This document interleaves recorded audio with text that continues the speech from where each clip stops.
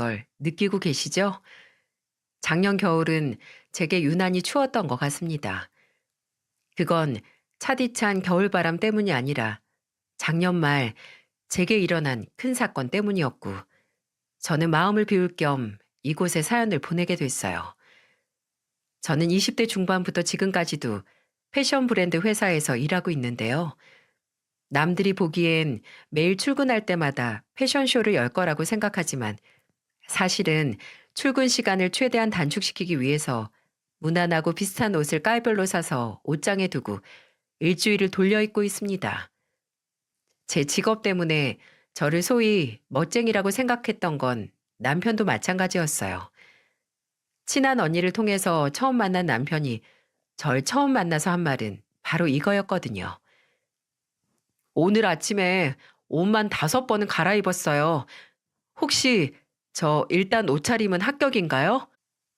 이렇게 말하면서 세상 솔직하고 순박하게 웃는 모습에 저는 남편에게 좋은 느낌을 받았고, 저희는 그렇게 연애를 시작했습니다. 남편은 여러모로 만나면 즐겁고 편한 사람이었어요.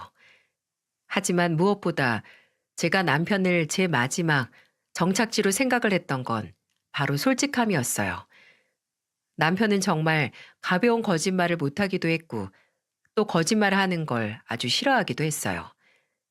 선의의 거짓말을 제외하곤 그냥 거짓말을 할 바에는 진심으로 사과를 하는 편을 택하는 성격이었죠. 근데 남편도 사람인지라 저와 만나는 1년 동안 제게 딱 한 가지 숨겨왔던 비밀이 있었습니다. 동갑인 남편과 제가 막 30을 앞두고 있었을 때였어요. 저도 결혼 생각이 있었지만 남편도 결혼 생각이 없는 사람은 아니었거든요. 같이 있으면 지나가는 말로 나중에 결혼하면 어느 지역에 살고 싶다. 남편은 엘리베이터 설치 기사로 일하고 있었는데 같은 사무실 진짜 친한 상사분께서 결혼하면 축의금을 50만 원 하기로 약속을 했었다. 뭐 이런 대화들을 했었으니까요. 근데 만난 지 1년이 지나갈 때쯤 먼저 말을 하더라고요. 남편이 저와 결혼하고 싶다고 했어요. 지금부터 준비를 해서 저와 가정을 꾸리고 함께 살고 싶다고 했지만, 혹시 과거가 되풀이될까 무서워서 더 빨리 말을 못 꺼냈다는 말을 했습니다. 그리고 그 문제는 바로 남편의 가족 때문이었어요. 정확히는 시어머니의 존재 때문이었죠. 뭐 이전부터 제게 뭐든 말하는 남편이었지만 가족 문제만큼은 말을 아끼긴 했어요. 그래도 나이 차이가 8살 나는 여동생이 있다는 것과 부모님께서 이혼 후 아버지는 원래 가족들과 살던 강원도에서 고향인 대구로 가서 혼자 살고 계시고 종종 만나러 간다는 것 정도는 알고 있었죠.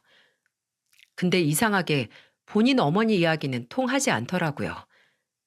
그냥 강원도에서 쭉 살고 계시는 것뿐 다른 얘기를 했던 건 기억이 나질 않네요. 근데 이해가 될 만한 이유가 있더라고요. 남편의 어머니께서는 다소 일반적이지 않은 직업을 가지고 계셨거든요.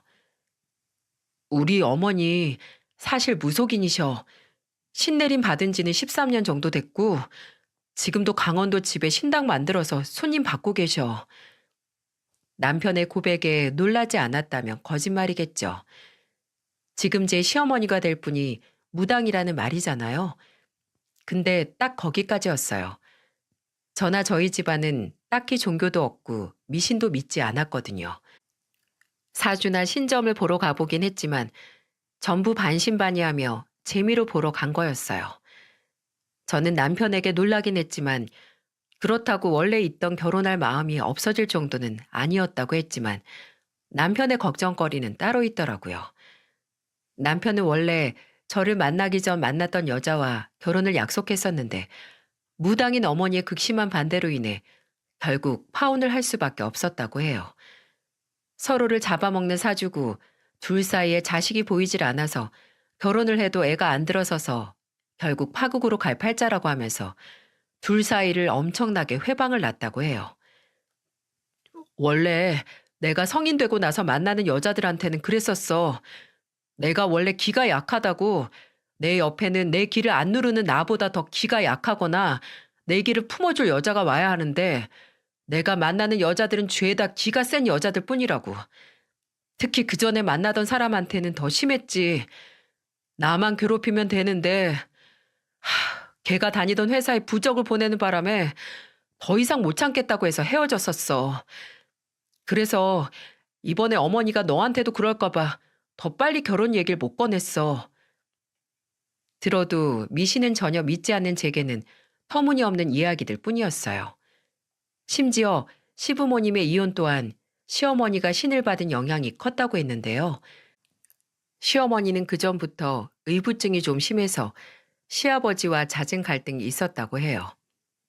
근데 신내림을 받고 나서는 지금까지 해왔던 자질구레한 의심들도 모두 신이 내게 알려준 거라며 거의 기정사실로 만들어 시아버지를 힘들게 했고, 그래서 시아버지께서 이혼을 선택할 수밖에 없었다고 하더군요. 근데 남편에게 듣기로는 시아버지께서는 절대 아내와 자식들에게 부끄러운 짓을 하신 적이 없다고 했고요. 아무튼 남편은 파혼 후 강원도를 떠났다고 해요. 거기서 적성에 맞는 좋은 회사를 다녔지만 더 이상 아들의 행복보다는 늘 본인이 모시는 신의 말만 듣는 어머니 곁에 있고 싶지 않았기 때문이죠. 그래서 서울로 올라와 다시 취업을 했고 자리를 잡아서 시어머니와는 거의 연락을 끊다시피 지냈다고 합니다. 시어머니도 그걸로 충격이 컸는지 그 이후 신점에 관한 이야기는 남편에게 잘 안 했다고 했는데, 그래도 남편은 만일 제가 본인과 결혼할 용기를 내준다면 앞으로도 시어머니와의 거리를 유지할 거고, 만일 시어머니가 저를 힘들게 한다면 최선을 다해서 저를 지켜줄 거라고 하더군요. 또다시 본인의 어머니 때문에 본인의 행복을 놓칠 수 없다며 말이죠. 저는 그런 남편에게 시댁에 인사를 드리러 가겠다고 했습니다. 저는 눈에 보이지 않는 것보다 보이는 걸 믿는다고, 시어머니가 무슨 말을 하시든 우리 관계를 포기할 생각이 없다고 했어요. 그리고 저는 그렇게 간 시댁에서 정말 기이한 경험을 했습니다. 시댁은 겉보기에는 정말 일반적인 가정집이었어요. 현관문 앞에 고지서나 신문, 배달 음식점에서 주는 쿠폰이나 전단지도 보였고요. 거실도 TV와 소파, 에어컨과 화분이 있었습니다. 거기서 딱 두 가지 일반적이지 않은 건 바로 시어머니가 손님을 받는 화려하기 짝이 없는 신당과 시어머니 그 자체였지만 말이죠. 솔직히 시어머니의 직업이 무당이 아니었어도 첫인상이 별로였을 거예요. 일단 너무 무섭게 생기셨는데 그게 그냥 생김새 문제가 아니라 저를 보는 표정이 되게 심각했거든요. 제가 밝게 웃으면서 인사를 드렸는데 시어머니께서는 그저 뒷짐을 지시고 저를 가만히 내려다 보시기만 했죠. 순간 내가 여기 점을 보러 온 손님인지 인사를 드리러 온 며느리인지 헷갈리더라고요. 그리고 또 한동안은 아무 말도 안 하셨어요. 남편과 제가 주로 이야기를 드렸지 시어머니는 자리에 앉고 나서도 불안할 정도로 이야기를 안 하셨습니다. 그리고 가만히 있다가 대뜸 이렇게 말씀을 하시더라고요. 너 오라비가 몇 년 전 배째는 수술했지? 꽤 아팠다가 했겠는데? 와, 지금도 그때 생각을 하면 소름이 확 돋아요. 이런 걸 믿진 않지만 등골이 오싹하긴 하더라고요. 실제로 저희 오빠가 그 당시 2년 전에 탈장으로 고생을 하다가 수술을 했었거든요. 이건 남편한테도 따로 말한 적이 없어서 남편이 시어머니께 전할 일도 없었던 정보였죠. 제가 너무 신기해서 맞다고 어떻게 아셨냐고 하니까 시어머니께서는 그런 거 알아내는 게 본인 직업이라며 다 나한테 말해주는 게 있다고 어깨를 으쓱거리시더라고요. 그 후에도 이런저런 이야기를 하는데 다시 입을 다문 시어머니께서는 제가 무슨 말을 하면 이상하게 고개를 저으시는 거예요. 아, 불기운이 너무 강하다. 여름에 태어났지? 너 같은 애는 나무 기운 갖고 있는 사람을 만나야 하는데 금기운이 강한 내 아들 만나서 어쩌자는 거야? 간단하게 말해서 너랑 내 아들이 아주 상극이라는 거야, 상극. 아유, 호진이가 잘 맞는다고 해서 만나봤더니 또 이래 세디 센 여자를 데려왔네.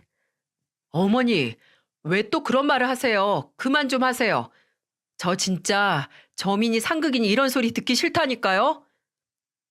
무슨 기운을 운운하며 혀를 끌끌 차던 시어머니는 남편이 한 소리를 하자 다시 입을 다무셨지만 제가 가족 이야기를 하자 바로 무섭게 얼굴을 구기더군요. 저희 어머니는 식당을 하시고 아버지께서는 인천에서 도축 검사원으로 일하시거든요. 간단하게 말해서 도축장에서 검사원으로 일을 하시는 거죠. 근데 그걸 들은 시어머니께서 하 하고 웃더니 이렇게 말씀을 하시는 거예요. 어쩐지 내가 너 들어오자마자 피비린내가 난다 했어. 애비가 동물 피 만지는 일을 하니 자식한테도 비린내가 진동을 하지. 안 돼, 안 돼. 너 그 피 내 아들한테도 묻히려고. 이 결혼 여러모로 안 맞는 거 투성이다, 투성이야. 무슨 그런 말이 다 있어요. 왜 희영이 앞에서 희영이 부모님을 모욕하는 말 하시는데요. 황당하고 화가 다 나더라고요. 뭘 한다고 저렇게 떠들까 싶기도 하고 본인은 본인에게 말해주는 존재가 있다고 믿을지 모르겠지만 저한테는 허무맹랑한 소리밖에 아니거든요. 저는 남편을 위해 시어머니께 아무런 편견 없이 다가가려고 했지만 그 기회를 뻥 차버리시는 시어머니께 말했습니다. 어머니께서도 꽤 편견 있고 남들에게 배척받는 직업을 선택하지 않으셨나요? 그것 때문에 마음고생도 하셨을 테고요. 근데 똑같이 남들이 수군거리고 편견을 갖는 직업인 저희 아버지와 딸인 저를 그런 식으로 말씀하시는 게 굉장히 씁쓸하고 또 서운하기도 하네요. 그렇게 따지면 세상에 동물 피 안 묻은 사람이 어디 있겠어요? 소고기든 돼지고기든 굽기 전에 만져본 사람은 손에 피물 조금은 다 배는데. 어머님, 저는 어머님이 저한테서 기운이라든지 냄새라든지 느낀다는 얘기보다는 저희 아버지가 동물 피 만지는 일 하시면서 저희 가족 책임지신 걸 믿으니까요. 그런 말 하셔도 딱히 저한테는 설득력이 없네요. 그 대신 어머님이 좋아하시는 기운을 내보도록 노력하겠습니다. 이때 시어머니의 표정을 여러분도 보셨어야 해요. 신을 모시는 분이 마치 귀신이라도 본 것처럼 얼이 빠지셨는데 아마 본인만큼 저도 호락호락한 상대가 아니라는 걸 아셨으리라 생각이 됩니다. 그 후로 남편이 따로 시어머니께 전처럼 이 결혼을 반대한다면 이번에는 어머니와의 연을 아예 끊겠다고 말을 해서 저희가 결혼을 할 때 시어머니께서 식장에서 굿을 하신다든지 저희 결혼이 깨질 살을 날리거나 하진 않으셨습니다. 근데 큰 반대를 받지 않은 만큼 응원도 축하도 받지 못했어요. 원래 시어머니께서는 집에서 신당을 하셨기 때문에 수입이 안정적이지 않았고 그 당시 대학생이었던 시누이의 생활비까지 책임지셨던 터라 저희의 결혼에 보태줄 형편이 아니시기도 했어요. 저희는 저희 부모님께서 보태주신 돈과 저희 둘이 따로 모은 돈을 합쳐서 신혼집을 얻고 결혼식을 올렸습니다. 정말 천만다행하게도 시어머니와 사는 곳이 강원도와 서울로 멀어서 시어머니의 간섭이나 괴롭힘에서는 어느 정도 자유로울 수 있었지만 솔직히 멀다고 아무런 문제가 없는 건 또 아니었어요. 원래 결혼 전에도 관계가 소원해진 남편과 연락을 자주 안 하셨던 걸로 알고 있었는데 며느리는 또 다른 문제인 건지 제게는 연락을 아주 자주 하시더군요. 근데 그 내용이 갈수록 사람 진을 다 빠지게 했어요. 결혼 초기에는 제가 시댁에 가면 그렇게 제게 신당 청소를 시키셨고 또 집에 있으면 전화를 해서 이런 말을 자주 하셨죠. 너네는 상극인 기운이 한 지붕 아래 살게 돼서 초반까지는 잡스러운 일들이 아주 많이 일어날 거야. 그러니까 내 말대로 해라. 우선 당분간 각방을 써. 너무 갑자기 너네 기운이 엉키면 안 되니까 되도록 화장실도 따로 쓰고. 알아들었니? 심지어 의심이 엄청나셔서 매일 본인이 말하는 걸 지켰는지 안 지켰는지 전화를 해서 확인하는 것뿐만이 아니라 종종 연락도 없이 찾아오셔서 그걸 지키고 있나 확인까지 하셨어요. 한 번은 오셔서 갑자기 옷장이나 서랍을 열어보시더니 그러시는 겁니다. 예, 여기 옷장 옷 다 빼서 네 옷을 아래에 두고 호진이 옷을 위로 둬라. 네? 왜요? 네 기운이 너무 세서 이렇게 옷까지 네 서방 위에 네 옷이 있으면 호진이 기가 찌뿌러진다. 그러니까 이렇게 해서라도 내 기하고 호진이 기를 중화시켜야 해. 그 순간 말도 안 하고 옷장과 서랍문을 다 열어보신 거나 옷을 다 꺼내서 다시 정리를 하라는 말에 화가 나기보단 제 옷이 남편의 옷 위에 있다고 남편 기가 찌부러진다는 게 너무 웃기고 어이가 없더라고요. 그래서 그런 걸로 기가 찌부러질 정도면 어머님 아들 사회생활도 못해요. 아니, 제가 아예 처음부터 데리고 살 생각도 안 했죠. 하면서 웃었네요. 그랬더니 저를 진짜 무섭게 노려보시더라고요. 지금은 이렇게 헛웃음 나는 기억이라고 말할 수 있지만 이런 시어머니 때문에 스트레스를 극심하게 받은 적이 한두 번이 아닙니다. 꿈자리가 뒤숭숭하다고 새벽마다 전화가 오시기도 했고요. 제게 아무래도 네가 회사 다니는 길이 안 맞는다며 돌아서 가거나 아예 그만두라고 저를 한 달을 괴롭히셨고요. 제가 결혼 후 임신을 했을 때는 더하면 더했지 덜하지 않으셨어요. 저와 남편이 시어머니께 제 임신 소식을 알리자마자 저를 봐야겠다며 서울로 오셨습니다. 그리고 오셔서 제 배를 딱 보시고 그러시는 거예요. 딸이라고. 그것도 저랑 아주 기운이 똑같이 센 딸이라며 어쩌냐고 갑자기 땅이 꺼져라 한숨을 쉬시는 거예요. 아휴, 하나도 처치곤란인데 이제 이 집에 호진이 기누를 여자가 둘이나 되게 생겼네. 어머니, 그런 말 하려면 그냥 가세요. 임신 축하를 해주시는 게 아니라 왜 사람 얼굴에 대시고 한숨을 쉬세요? 다 너 걱정해서 그러는 거지 왜긴 왜야 이놈아. 안 되겠다. 희영이 너 내가 부적 하나 써줄 테니까 그거 앞으로 매일 배에 품고 다녀. 그래야 뱃속애가 조금이라도 네 기운 덜 받는다. 어머님, 제가 10달 배에 품고 사는데 당연히 제 기운을 받겠죠. 제 기운 받는 게 싫으면 이 사람한테 10달 품으라고 하세요.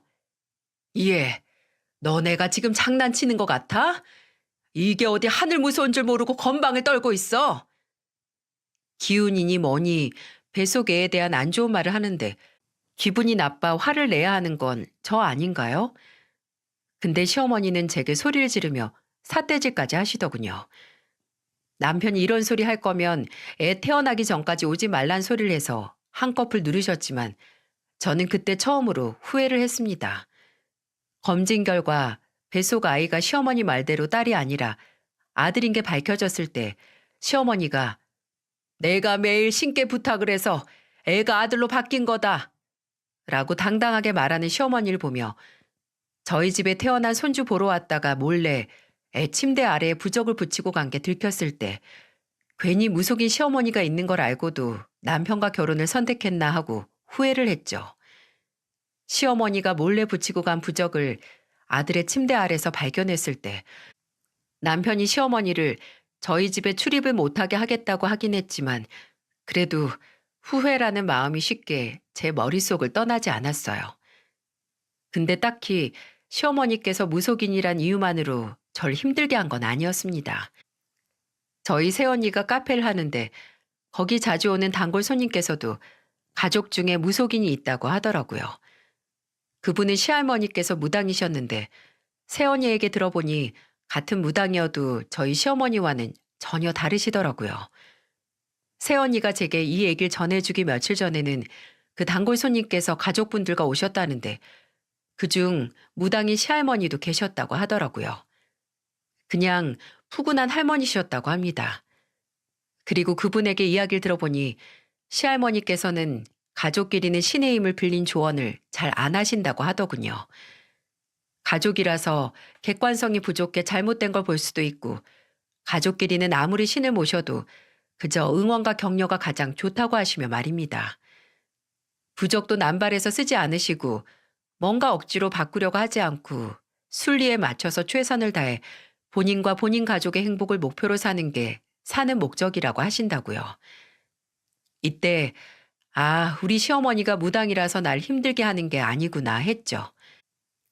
시어머니는 그저 모든 게 본인 뜻대로 흘러가야 하고 가족이 본인 생각대로 믿음대로 움직여줘야 직성이 풀리는 사람이라고 말이죠. 그래도 아무래도 몸이 멀면 마음도 관심도 멀어진다고 시어머니는 멀리 살고 그리고 평생 시달려온 남편이 저보다도 더 시어머니 행포에 치를 떨어서 그나마 살만하긴 했습니다. 근데 시어머니만큼이나 절 힘들게 할 존재가 제 집안으로 들어와서 문제였죠. 저희가 결혼을 하고 6년 되던 해 일어난 일이었어요. 아들이 5살이었죠.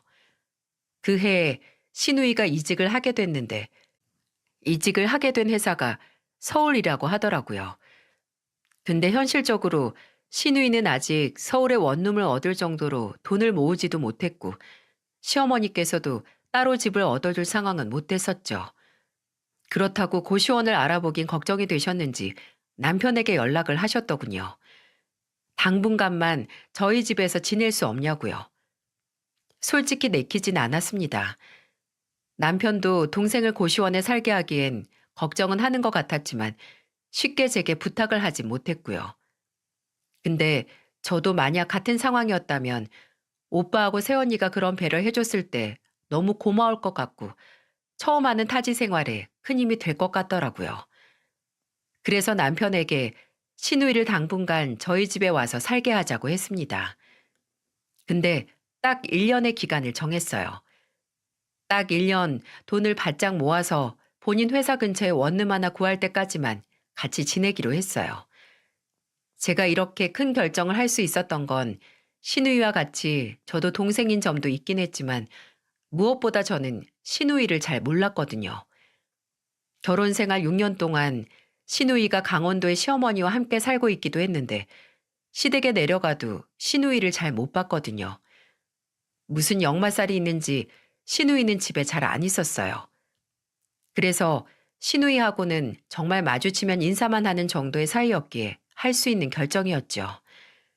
왜 그리 어색하고 대면대면한 사이에 기꺼이 시누이를 집에 들였냐고 하신다면 만일 제가 시누이에 대해 잘 알았더라면 그런 결정은 죽어도 하지 않았을 겁니다. 남편이 먼저 시누이가 좀 나이에 비해 철이 없다는 소리를 하긴 했는데 이건 철이 없는 게 아니라 뇌가 없는 수준이었어요. 시누이가 수많은 것들로 저를 힘들게 하긴 했습니다. 저도 남편도 시누이도 아침에 출근하는 시간이 비슷해서 아침에 일어나면 시누이를 깨워줬었어요. 그 정도는 같이 사는 사이에 할 수 있잖아요. 근데 무슨 약을 먹고 잠드는 건지 엄청나게 안 깨더라고요. 그냥 기절을 한 사람을 깨우는 기분이었는데 초반에는 그래도 씻으러 들어가기 전에 깨우고 나와서 깨우고 밥 먹고 깨우고 아들 유치원 보낼 준비하면서 깨우고 옷 갈아입고 깨우고 아침에 총 6번에서 7번 정도 깨웠었어요.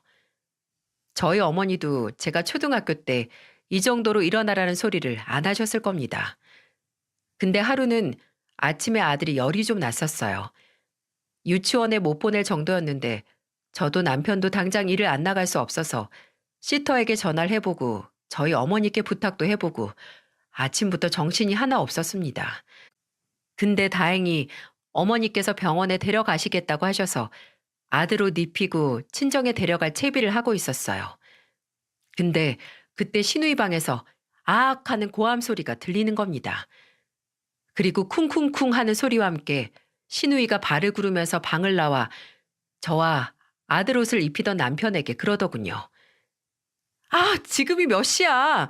내가 늦어도 7시에는 깨워달라고 했잖아. 야, 아까 6시 50분에 깨웠을 때 안 깬 건 너야. 너도 이제 한 번 깨웠으면 바로 일어나야 하는 거 아니야? 준영이가 아파서 정신이 없었는데 어떻게 하라고? 그냥 지나가면서 사람 깨우는 게 뭐가 그렇게 어렵다고. 나 지각하면 오빠랑 새언니 탓이야. 아가씨, 우리가 매일 어떻게든 깨워줘서 까먹었나 본데 우리 아가씨 부모님 아니에요. 그리고 아가씨도 사회생활이 몇 년인데 아직도 혼자 못 깨요? 이런 걸로 우리한테 성질 낼 거면 앞으로 아가씨가 알아서 깨요.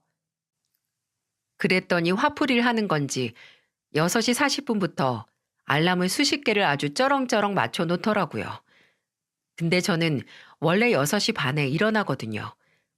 그래서 저는 그때부터 라디오를 볼륨을 높여서 켜놨습니다. 심지어 주말에도 말이죠.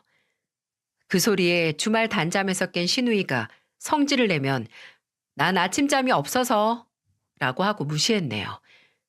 그리고 또 한 가지 시누이가 저를 환장하게 했던 건 바로 음식 문제였습니다. 뭐 반찬 투정 뭐 이런 게 아니라 퇴근하거나 나갔다 오면 꼭 뭘 그렇게 사와요. 떡볶이, 치킨, 피자, 햄버거 등등 온갖 먹을거리를 사오는데 중요한 건 그렇게 포장을 해와서 본인 방 안으로 쏙 들어가 버려요. 저희가 집에서 밥을 안 주는 것도 아니고 본인도 알아서 부엌 써서 해 먹을 수 있는데 말이죠. 또 저나 남편이나 아들에게는 한 입 먹어볼 거냐는 말도 하지 않았습니다. 뭐 그러려니 했어요. 월급 몇 푼 못 받는데 돈 모으랴 본인 먹을 거 사기도 빠듯하겠죠. 그리고 나이가 8살 차이가 나다 보니까 그냥 애 같기도 했었고요. 문제는 그렇게 방 안에 먹을 거로 숨겨놓고 혹시 저나 남편이 먹는 건 아닐까 의심을 한다는 겁니다. 그게 말이 되나 싶으시죠? 씁쓸하지만 사실이에요. 하루는 토요일이었어요. 그 전날 늘 그렇듯 시누이는 또 포장 음식을 사서 방 안으로 들어가서 나오질 않았는데 다음날 토요일 오전에 편의점 간다고 나갔다가 들어갔어요. 또 편의점 봉투 들고 방으로 쏙 들어가길래 그런가 보다 했는데 몇 분 뒤 다시 나오더니 대뜸 이러는 겁니다. 언니, 혹시 내 방에 있는 탕수육 먹었어요? 네? 탕수육이요? 아휴, 전 아가씨 방에 그게 있는지도 몰랐는데요. 그럼 오빠나 준영이가 들어갔었어요? 아가씨 오빠는 아침 일찍 운동 갔고 준영이는 아직 자요. 그럼 언니밖에 없네요. 진짜 안 먹었어요? 아, 안 먹었다니까 자꾸 왜 이래요? 있는지도 몰랐던 사람한테. 아가씨가 언제 우리한테 뭐 사서 들어간다고 말한 적이나 있어요? 항상 감춰서 들어갔잖아요. 그리고 말이 나와서 말인데 아가씨 거 안 뺏어 먹을 테니까 음식 남으면 제발 방 안에 꽁쳐 두지 말고 냉장고에 좀 넣어요. 아가씨 방 앞 지나가면 이제 슬슬 날도 더워져서 냄새 나요. 제가 그렇게 말했어도 신우이 눈의 의심은 걷어지지 않았어요. 그리고 그 후에도 본인이 사온 음식은 늘 방 안에 숨겨서 보관을 했죠. 진짜 좀 한심한 게 그렇게 여름에 방 안에서 상온 보관하던 음식을 먹다가 장염에 걸렸습니다. 참나, 이렇게 신우이는 의심이 심했어요. 같이 살다 보니 점점 알 수가 있었습니다. 음식뿐만 아니라 본인 물건에 대한 집착이 엄청났어요. 제가 놀란 건 화장실에 본인이 쓰는 샴푸나 트리트먼트, 바디워시 통이 있잖아요. 그럼 그 용기에 매일 선을 그어놨어요. 무슨 말인지 이해가 잘 안 가시죠? 매일 본인이 쓰고 난 통에 남은 용량을 선으로 표시를 해두고 본인 이외에 누가 써서 줄어들진 않았나 감시를 하던 겁니다. 좀 질리지 않나요? 저희 집에 신우의 음식이나 물건에 손을 대는 사람이 없었거든요. 심지어 5살이던 제 아들도 고모 물건에는 손을 안 댔어요. 그런데도 혼자 사서 의심을 하는 겁니다. 그러다가 제풀에 지쳐서 1년 되기도 전에 원룸 구해서 나갔어요. 누구랑 같이 살면 누가 본인 영역을 넘지 않나 의심만 들어서인지 약속했던 기한보다 일찍 나갔습니다. 저야 좋았죠. 그 지옥에서 해방이 빨리 된 거니까요. 그때는 딱히 생각을 못했는데 이제 보니 의심이 심한 게 시어머니와 아주 붕어빵이었네요. 그렇게 시누이가 떠나고 저희 집에는 다시 평화가 찾아왔습니다. 다시 저희 세 식구만 남아 시어머니와 시누이를 잊고 살았어요. 남편은 늘 그렇듯 제게는 헌신적이고 솔직한 남편이었고 아들에게는 친구 같고 다정한 아빠, 그리고 저희 친정 부모님께도 든든한 사위였어요. 솔직히 시댁 식구들만 아니면 남편은 누구에게도 1등 신랑이었을 거예요. 늘 성실하고 늘 긍정적이고 또 늘 믿음직스러운 그런 사람이었죠. 가장 향기롭고 가장 활짝 피었던 꽃이 지는 게 가장 안타까운 것처럼 그렇기에 남편의 지고 간 자리도 크게 남았습니다. 아들이 7살이 되던 해 작년이었죠. 이제 점심을 먹고 오후 근무를 하고 있었는데 전화가 한 통 왔었죠. 남편이 소속된 설치업체 사무실이었어요. 저, 안녕하세요. 여기 땡땡 엔지니어링입니다. 김호진 대리님 아내분 맞으시죠? 네, 맞는데 무슨 일이세요? 사모님, 다름이 아니라 대리님께서 아까 엘리베이터 AS 수리를 나가셨다가 사고를 당하셨어요.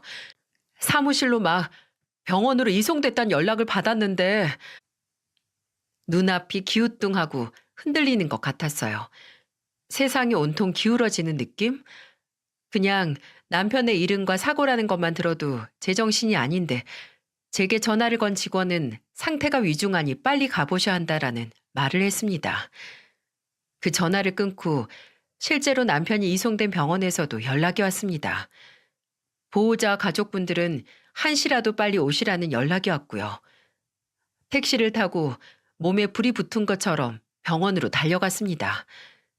제가 도착을 했을 때 남편은 이미 기계에 의지해서 숨을 쉬고 있었습니다. 그저 기계로 인해 심장이 뛰고 있는 그런 상태였죠.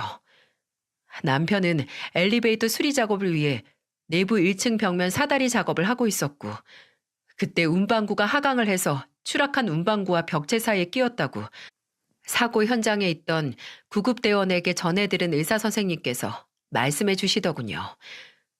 늘 안전, 안전, 위험한 일을 하는 만큼 안전에 신경을 많이 쓰고 사무실에서도 안전교육을 아주 철저히 주기별로 했던 걸로 알고 있었어요. 근데 정작 남편이 위험했을 때 그런 교육은 다 무의미해져 버리고 말았네요. 저는 숨만 붙어 있고 이미 이 세상 사람이 아닌 남편을 보고 거의 실신하듯 주저앉았습니다. 아직 병원에는 제가 연락을 한 가족들이 오지 않았고 저는 혼자 남편의 시신 앞에서 오열을 했어요. 제가 숨을 거칠게 몰아쉬면서 정신없이 울고 있자 그때 그 응급실에 있던 선생님 한 분이 제 어깨를 감싸 안고 말씀하시더라고요. 보호자분, 지금 남편분한테 하고 싶은 얘기 하세요. 아직 들을 수 있으세요. 그러니까 지금 마음에 있었고 하고 싶은 말 다 하세요. 우느라 힘이 빠져서 흐느적거리는 제 몸을 잡아 일으켜 조심스럽게 누워있는 남편 앞으로 데려다 주는데 정신이 하나 없는 와중에 저는 얼굴에 생채기가 가득한 남편의 얼굴에 다가가 말했습니다. 여보, 내가, 내가 정말 너무 많이 사랑해. 내가 사랑해. 알지? 어? 그리고 고마워. 나랑 만나서 같이 살고 우리 준영이 만날 수 있게 해줘서 너무 고마워. 또 내가 미안해. 미안해, 여보. 이렇게 당신 혼자 외롭게 보내서 너무 미안해. 미안해, 여보. 사랑해. 저는 그렇게 남편에게 홀로 마지막 인사를 했습니다. 곧 있어서 저희 부모님이 오시고 그 후에 오빠 새언니가 오고 시누이가 오고 그리고 밤이 되자 시어머니께서 오셨죠. 사고로 인한 죽음인 만큼 남편의 몸에는 크고 작은 상처가 많아서 장의사 분께서 안치하기 전까지 시간이 더 걸릴 거라고 하더라고요. 가족들과 정신없이 남편의 사망 진단서를 떨리는 손으로 떼어오고 장례식에 제출을 하고 다음날 아침 일찍 빈소를 설치한 뒤 입간을 할 때 다시 남편을 만날 수 있게 됐습니다. 남편은 그전보다는 사고 당시 묻은 피가 말끔하게 닦여져 있었지만 그전보다 더 차갑고 딱딱하게 굳어 있었어요. 이전에 미리 남편에게 작별을 고한 저는 그저 남편의 손과 발을 매만지기만 했습니다. 가족들이 돌아가면서 모두 남편에게 인사를 하는데 그때 제 슬픔과 좌절을 잠시 잊게 할 정도로 충격적인 목소리가 들렸습니다. 내가 뭐라고 했어? 내가 뭐라고? 내가 너 명 짧아질 거라고 했잖아. 그러게 왜 내 말을 안 들어서? 그건 바로 시어머니의 목소리였어요. 마치 남편이 이렇게 될 걸 미리 알았다고 하는 것 같은 말. 그 순간 생각이 났죠. 시어머니가 저희 결혼 전에 서로를 잡아먹는 팔자라고 남편이 제 귀에 눌려 찌부러질 거라 말했던 게 말이죠. 그 말을 듣고 와, 저 말을 지금 한다고? 싶었습니다. 심지어 제 앞에서 남편에게 그 말을 한다는 건 남편의 죽음에 제 책임이 있다는 거잖아요. 정말 남편이 저와 결혼했기에 이렇게 이르게 끔찍한 죽음을 당했다라고 하는 거나 마찬가지잖아요. 순간 너무 황당하고 화가 나는데 시어머니를 붙들고 따질 틈이 없었습니다. 못다한 부고 소식을 전하고 곧 하나둘 조문객들로 채워질 남편의 빈소를 지켜야 했으니 말이죠. 그 후로는 혼이 다 빠질 정도로 바쁘고 정신이 없었네요. 빈소를 지켜보니 한 3시간 정도 지났을 뿐인데 벌써 그저 저를 위로하는 말조차 듣기 버거워졌습니다. 부모님이나 남편은 아들 데리고 잠시 나갔다 오거나 옆에 마련된 방에 가서 쉬라고 했지만 빈소에서 저를 향해 살폰 미소를 짓고 있는 영정사진 속 남편을 두고 가긴 싫었어요. 그렇게 빈소를 지킨 지 거의 10시간이 가까워져 갈 때 저녁 시간이라서 그 어느 때보다 조문객이 많았어요. 남편의 회사에서 그리고 제 회사, 저희 부모님, 오빠 지인들까지 다 오니까 와, 정신이 하나 없더라고요. 슬퍼할 시간도 없어서 이래서 장례식은 손님이 많이 와서 정신이 없어야 하나 보다 싶었죠. 빈소에서 부모님과 함께 있다가 아무래도 조문객분들이 식사를 하는 공간에 사람이 진짜 미어 터지는 게 보여서 잠깐 그쪽으로 나갔습니다. 저희 새언니랑 오빠랑 심지어 제 친구들, 남편의 친구들까지 함께 조문객들 식사를 서빙하고 식사를 마친 테이블을 정리하고 있었어요. 그럼에도 아직 빈 테이블에 앉아있는 조문객분들이 보여서 저도 이모님들이 세팅해둔 음식을 들고 나르기 시작했습니다. 한참을 남편을 위해 와주신 조문객분들께 인사드리고 음식을 대접을 하고 있는데 그 정신없는 와중에 그 어떤 목소리보다 크게 제 귓가를 후려치는 말이 들렸습니다. 야, 내가 말했지? 걔 결혼 전에 임신한 거 맞다니까? 안 그러면 왜 결혼 준비 고작 5달도 안 돼서 끝내고 뭐에 쫓기듯 하냐? 아이, 그래 놓고 뭐 혼전 임신 아니라고, 신호 위반 아니라고 입만 털고 다니면 누가 알아? 어차피 시골리고 몇 달 뒤에 애 태어나면 다 탄로나는데. 그렇다고 10달 꽉 채워서 태어난 애를 칠삭둥이라고 할 거야? 팔삭둥이라고 할 거야? 남편의 장례식장에서 술에 취한 목소리로 아주 즐겁게 떠들고 있는 목소리 주인공은 바로 신우이였습니다. 근데 분명 제가 2시간 정도 전에 제 회사에서 온 식구들을 보러 나왔을 때도 신우이는 저 자리에 앉아서 본인 친구들과 앉아 있었거든요. 떠드는 꼴을 보니 그때부터 지금까지 쭉 눌러 앉아서 술을 퍼 마시고 있었나 보더라고요. 다른 사람도 아닌 지 오빠 장례식에서 저러고 싶을까 하는 생각에 정수리가 달아오를 만큼 화가 났습니다. 심지어 남인 사람들도 돕겠다고 음식 나르고 정리를 하고 있는데 아무리 그래도 동생이라는 게 제정신이냐고요. 그래서 일단 저 술상 앞에서 끌어내야겠다는 생각에 신우이에게 다가가서 말했어요. 아가씨, 술 너무 많이 마셨어요. 아가씨 목소리 저기 입구까지 다 들려요. 그러니까 이제 그만 마셔요. 여기 양만큼 술 마시러 온 것 아닌 거 알잖아요. 아, 저 술 안 취했어요. 적당히 마시고 있으니까 괜히 시비 걸지 말고 저리 가요. 누가 들어도 술 먹고 꼬장이나 부리는 목소리와 말투였습니다. 그 한심한 모습에 저는 한숨을 쉬며 말했죠. 안 취했어요? 그럼 나와서 음식 나르는 것 좀 도와줘요. 지금 손 모자라서 내 직장이나 아가씨 오빠 직장에서 온 사람들이 도와주고 있으니까. 진짜 왜 이렇게 나한테 일을 못 시켜서 안달이에요. 알았다고. 나 이것만 마시고 일어날 테니까 제발 저리 좀 가시라고요. 네? 옆에서 친구들도 신우이에게 야야, 그러지 말고 일어나. 그만해. 너 오늘 이러면 안 되지. 하며 말리는데 신우이는 제 앞에서 팔까지 휘적거리며 저를 마치 날파리 쫓듯이 했습니다. 그 모습에 참을 수 없는 저는 참자 참자 했던 언성을 높이고 말았어요. 아가씨, 진짜 해도 해도 너무한다고 생각 안 해요? 내가 일을 못 시켜 안달이라고요? 그럼 아가씨는 다른 사람도 아니고 아가씨 오빠 죽은 날에 가족으로서 뭐 하나 도울 일 없나 생각할 정신머리도 없어요? 무슨 술퍼 마시러 놀러 온 것도 아니고 왜 여기서 취해서 고래고래 남의 험담이나 하고 앉아 있어요? 나이가 이제 적은 것도 아니고 30인데 언제까지 이렇게 철없고 생각 없이 살 건데요? 아가씨네 오빠가 마지막까지 동생이 이러는 꼴을 봐야겠어요? 이것뿐만 아니라 하고 싶은 이야기가 많았지만 다 할 수 없었습니다. 왜냐고요? 말하는데 순간 머리통을 세게 후려치는 고통에 악 하는 소리만 났거든요. 웅성거리던 장례식장 안은 순간 고요해졌고 저는 제 뒤통수를 내려친 사람을 뒤돌아봤습니다.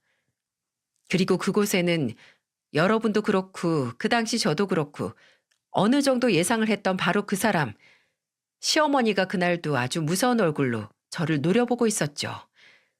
제가 황당하고 억울한 표정으로 시어머니를 노려보자 시어머니는 때린 놈이 썩낸다고 제게 쩌렁쩌렁 고함을 지르기 시작했어요.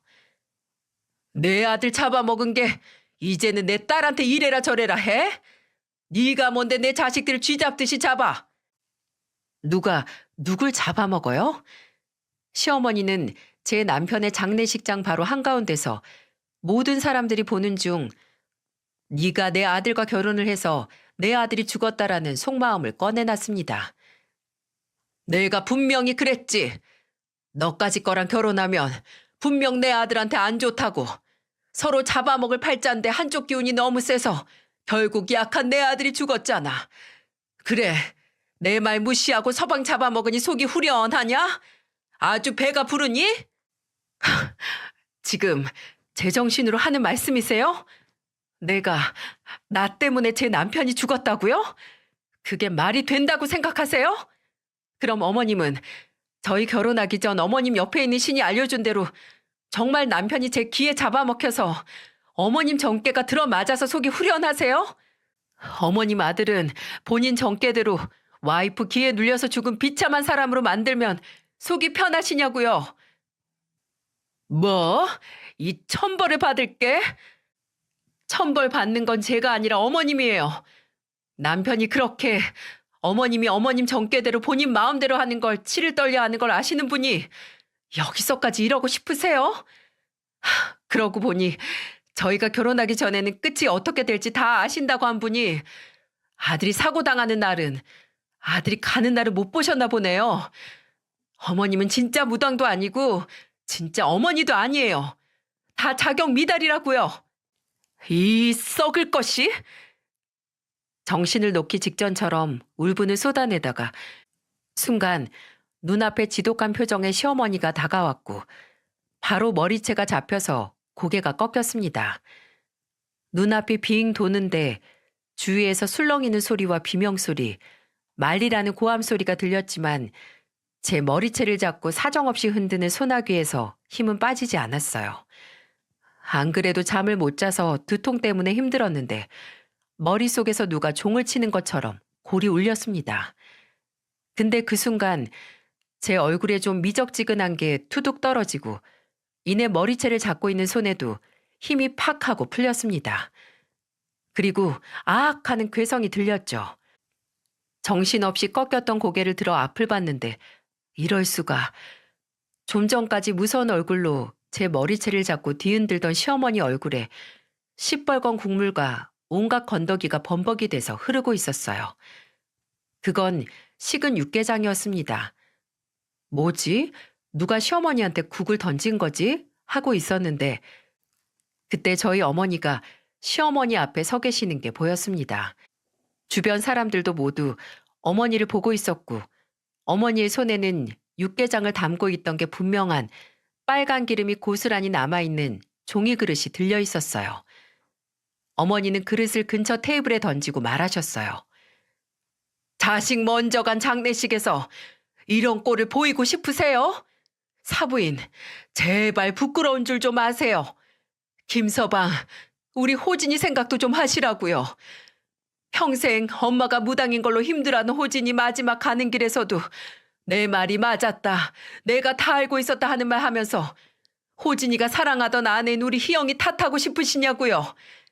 조금이라도 떠난 아들에게 미안한 마음 좀 가져보시면 절대 이런 짓 못하십니다. 어머니의 고함 소리를 끝으로 주변에서는 온통 시어머니를 손가락질하는 소리가 들려왔습니다. 뭔데? 김대리 어머니가 무당이었어? 아들 죽는 날을 알고 있었다고? 근데 왜 아들 장례식에서 저래? 며느리 탓하고 싶은가 보지. 와, 희영이도 그렇고 호진 씨도 너무 불쌍하다. 김대리 와이프 대단하네. 남편이 죽었는데 저런 시어머니 아직도 시어머니라고 보고 살아야 하고. 제 귀에서 똑똑히 들리는 질타들이 옆에 있는 시어머니 귀에 안 들릴 수 없었겠죠. 이제는 육개장 국물 때문인지 아니면 수치스러움에 달아오른 건지 시어머니 얼굴은 거의 터질 만큼 벌개졌고 시어머니는 그대로 장례식장을 나갔습니다. 그리고 비틀거리는 시누이는 본인 친구들 손에 이끌려 장례식장에서 퇴장을 했고요. 두 사람 다 다음 날 발인식에 다시 오긴 했지만 저와 제 가족들과는 멀찌감치 떨어져서 남편의 발인식에 참석을 했고 또 저와는 그 어떤 말도 붙이지 않았습니다. 저를 걱정하던 다른 조문객들 말과는 다르게 남편의 장례식 이후 저와 시댁 식구들과의 관계는 완전히 끝이 났어요. 아니, 날 뻔했습니다. 남편이 가고 난 자리를 매일 하루에 수십 번을 그리워하고 남편과 함께했던 좋은 기억을 떠올리며 시간을 보내고 또 그 기억을 함께 가지고 있는 아들과 매 순간 남편의 이야기를 하며 서로를 위로하면서 살았는데 지난 명절날 며칠 후에 전화가 오더라고요. 시어머니였습니다.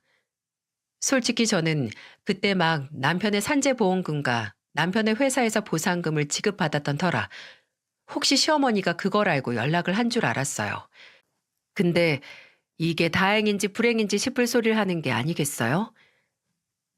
너는 네 서방, 내 아들 가고 처음 있는 명절인데 어떻게 오지도 않고 연락도 안 하니?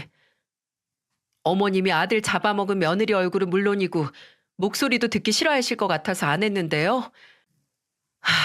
내가 마음은 그렇지만 하늘에 있는 우리 아들 생각은 다른가 보다. 걔가 그래도 지 가고 나서 우리는 잘 지내길 바랬는지 내 꿈에 나와서 저랑 잘 지내라고 서로 다독이면서 살라는데 어쩌겠니. 하나 있는 아들 죽어서 부탁하는 거 들어줘야지. 기가 막혔습니다. 끝까지 지긋지긋하더군요. 간곡하게 그날 일은 미안했다고. 그래도 우리가 이렇게 척지고 지내면 죽은 아들 보기 미안하니 내가 먼저 사과한다고 말해도 들어줄까 말까인데 꿈에 나온 아들을 운운하며 마치 이게 자연의 섭리이고 운명인 양 받아들이라는 말에 짜증이 솟구치더군요. 그래서 저도 껐다치고 시어머니께 말했습니다. 아, 정말요? 근데 어쩌죠? 제 꿈에 나타난 남편은 절대 어머님하고 연락하지 말라고 평생 피해 다니고 남처럼 지내라고 했는데 저는 제가 꿈에서 만난 남편 말 들을 테니까 어머님은 어머님 꿈에 나온 아들 말 들으세요. 그렇다고 해도 제가 만날 생각은 없지만요. 전화를 끊고 시어머니와 시누이 번호를 아예 차단을 했습니다. 남편의 죽음을 제 탓으로 돌리던 시어머니의 말은 얼마나 시간이 지나고 무슨 일이 일어나도 지우지 못하기에 앞으로 두 번 다신 그런 기억을 제게 심어준 사람을 만날 생각이 없었어요. 제가 남편의 장례식장에서 남편 잡아먹은 년이라는 말을 들었을 때 그 생각이 나더라고요. 병원 응급실에서 처음 만난 얼굴 한 번 기억이 안 나는 선생님은 내게 지금이라도 남편에게 하고 싶은 말을 하라고 남편이 들을 수 있다고 믿고 제게 믿음을 줬는데 그래도 8년은 넘게 알아온 가족인 시어머니는 남편이 죽은 게 모두 제 탓이라고 믿고 있다는 게 참 씁쓸하다는 게 말이죠. 진정한 믿음은 본인의 능력을 증명하려 하는 그릇된 욕망이나 비극을 남의 탓을 하기 위해 발휘되는 게 아니라 누군가를 위로하고 좌절의 순간에 구원을 하기 위해 생겨야 하는 게 아닌가 싶습니다. 지금도 솔직히 제 옆에 남편이 없다는 게 사실 완벽하게 믿어지거나 받아들여지지 않아요. 아침에 눈을 뜨면 혹시 제가 끔찍한 악몽에서 깨어나 옆자리에 남편이 누워 있는 건 아닌가 하기도 합니다. 하지만 언젠가 이런 것도 다 나아질 거라 믿어요. 그리고 먼저 눈을 감은 남편이 걱정하지 않게 저와 제 아들이 둘이 잘 살 거라고, 남편이 자랑스러워할 인생을 살 거라고 믿습니다. 부디 제 이야기를 들어주신 여러분께서도 이런 제 믿음을 응원하고 함께 믿어주시길 바랍니다. 모두 감사드리고 또 모든 게 다 괜찮아질 거란 믿음을 가지시길 바랍니다.